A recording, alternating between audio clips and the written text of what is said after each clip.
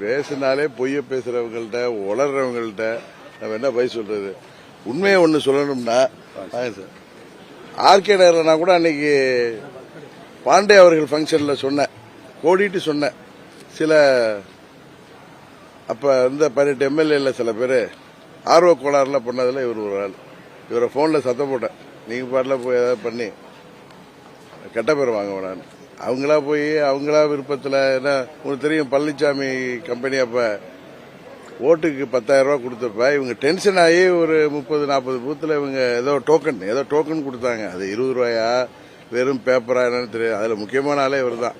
அதாவது திருடிட்டு ஓடுறவன் என்ன சொல்லுவான், அந்த முன்னாடி திருட ஓடுறான்னு சொல்ற மாதிரி பேசுறவங்க, தோல்வி பயத்துல உளர்றவங்களுக்கு எல்லாம் பதில் சொல்லி அவங்களெல்லாம் நம்ம பெருசா எடுத்துக்க வேணாங்க. நம்ம தொகுதிக்கு வந்தது மீண்டும் பணியாற்றணுங்கிற உங்க தொகுதி, நம்ம தேனி தொகுதியில பணியாற்ற